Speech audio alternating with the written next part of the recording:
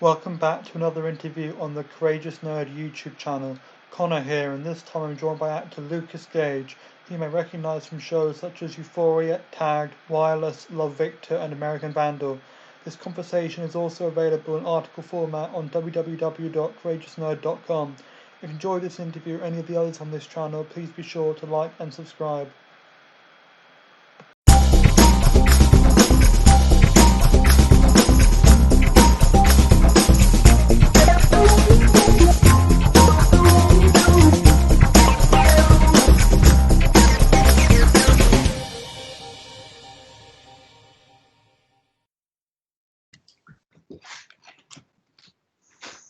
Great, so welcome and thank you for taking the time to do this.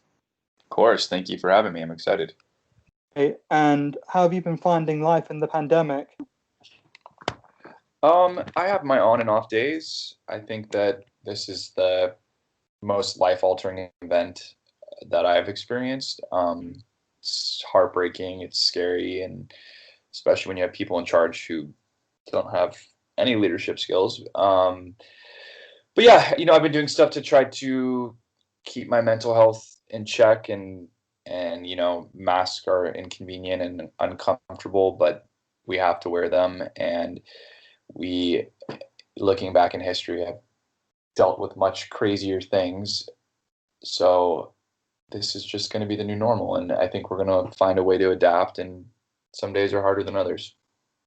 Right, yeah, absolutely for sure. And I guess it's kind of changing tack a bit. It'd be, I guess, the million-dollar question for people in your profession, but what made you want to be an actor?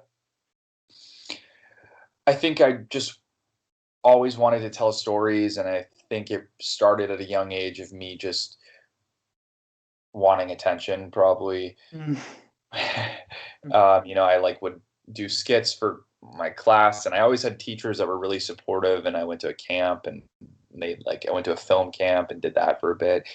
But I think what really was the thing that made me want to work in this industry was my mom had purchased me a camera when I was probably in fifth grade, and I would just make movies, little home videos with all the neighborhood kids, and act and direct and edit them. And I didn't know if I wanted to be an actor. I actually thought I wanted to be a writer or director at first, and I Right.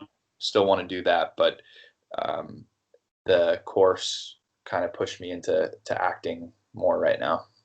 Yeah, but I mean, there's plenty of people who do all three, so Yeah. you're not alone in that boat, I guess. And I saw this on IMDb actually, which I guess might not always be reliable because anyone can edit it.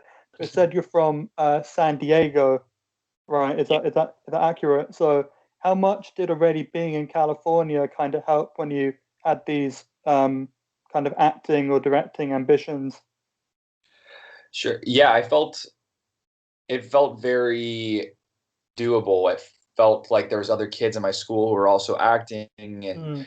I went to this summer camp where a lot of people that I went with are now working actors that I still am friends with, and it just didn't feel out of the realm. So I felt very uh, lucky and blessed that I was able to be so close. I didn't have to move across the country. I mean, my mom hated driving me 2 hours to go to auditions, and that Mm. stopped quickly until I was able to drive myself. But yeah, it was definitely a perk being so close to LA.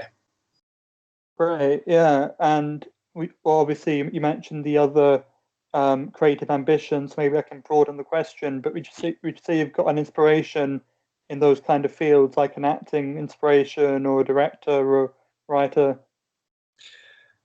Yeah, I mean, I just sold 2 screenplays, which I'm really excited about, and I'm shocked that people agreed to my pitch. But Mm.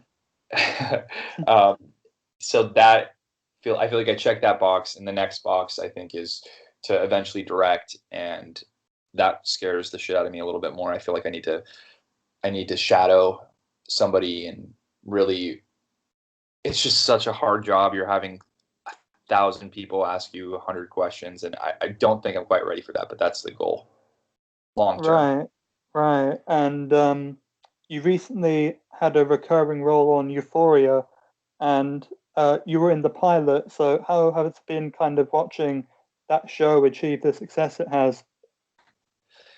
It's incredible. I always thought it was going to be super successful. I read it and I begged everybody to let me audition for every single role. I auditioned for every single male role until I Mm, finally got the one that I got. I just said I need to be a part of it. It's going to be incredible.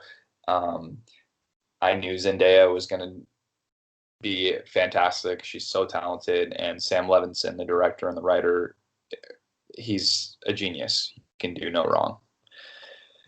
But yeah, it's very cool to see it blow up as big as it did, and have everyone relate to it and connect to it. yeah, and as we were kind of talking about briefly before we did the recording, you were also in Love Victor for Hulu. And how did your involvement with that show come about? My involvement with that was a similar thing. I loved Simon, and I reached out to my team and I said I need to audition for it. So I also auditioned for other parts until it's a common theme in my career is auditioning for the big parts, getting denied, and then being told I can play a smaller one. But Uh, I also I also felt like I needed to be a part of the story, and it was such an important, queer story that needed to be told, and something that I wish was available when I was a teenager.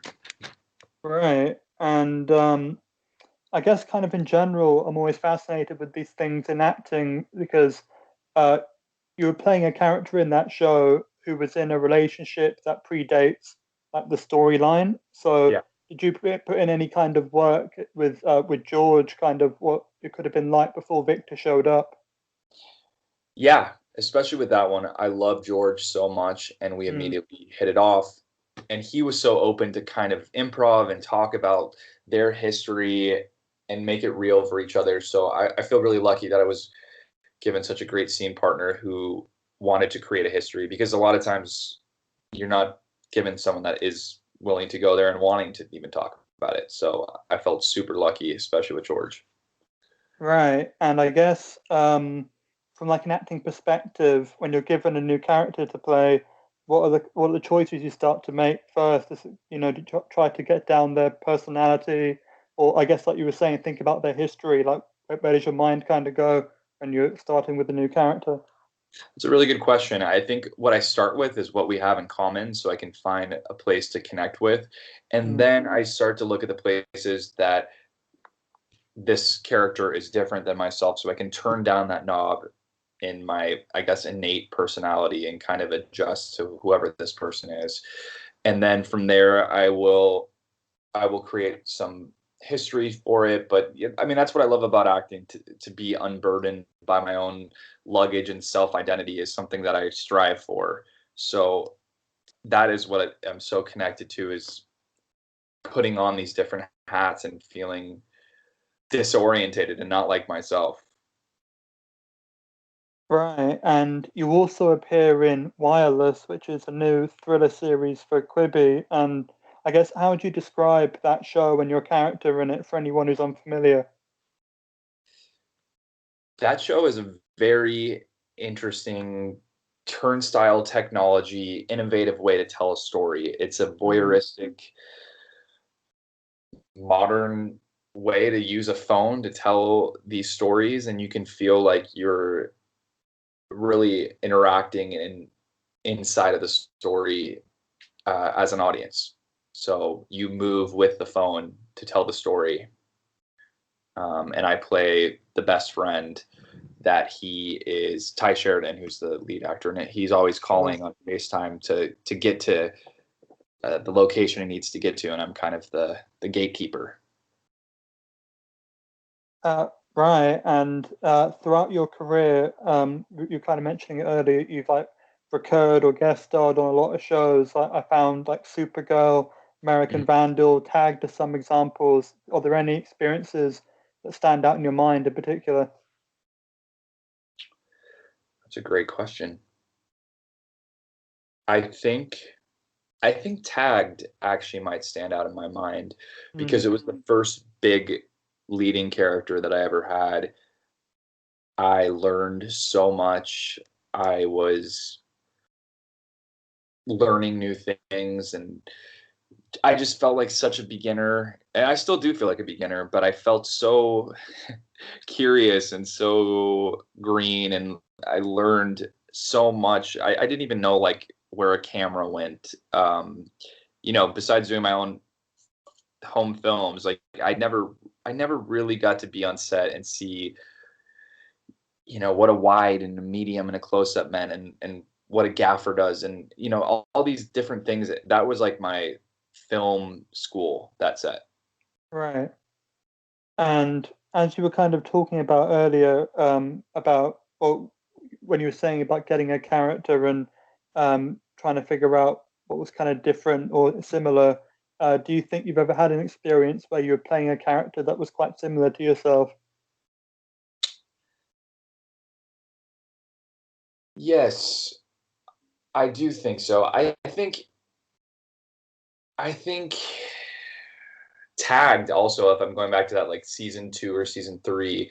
I Mm, mean, there was such insane shit that they put me through, like being part of a online cult, but that part I didn't connect to. But some of his family backgrounds and the way that he used humor and um, kind of being nasty sometimes as a defense mechanism. Like there was just a lot of similarities, and I think that's a testament to the director Hannah McPherson, who got to know me personally. And so season 2 and season 3 it was a lot of who I was as a person. She wrote for us, and she wrote for every character on the show. So I think we all really connected with who we were playing, and we got every season we evolved and connected with other stuff. She did it for everyone in the cast. right. And this is actually the last question I've got here. And obviously, we're all living in, tough times in the pandemic. But if you could offer advice or a sentiment to fans of your work or you personally, what do you think it would be? My advice would be to take care of yourself, to really use this opportunity as a time of reflection and reevaluation. That's what I've been doing, at least, where Right. this is really shitty. This is a horrible situation. And I'm not minimizing that at all. But use this as an opportunity to really realize what is important to you, and take out all the other stuff that you don't need, because this has been the time where I've cut out friends, I've cut out family, I've cut out Mm, people that don't serve me, that don't want the best for me, and only cause me pain, or their toxic relationships. It just really made me reevaluate like what is important and what is not. And a lot of that is work. There's been so much time that I've spent like worrying about why I didn't get a job and why didn't this work out for me. And at the end of the day, it doesn't really matter. Like you just got to be with the people you love, and try to be happy, and do your best. And it is what it is. I don't know. Maybe that's horrible advice, but that's that's the advice I would give.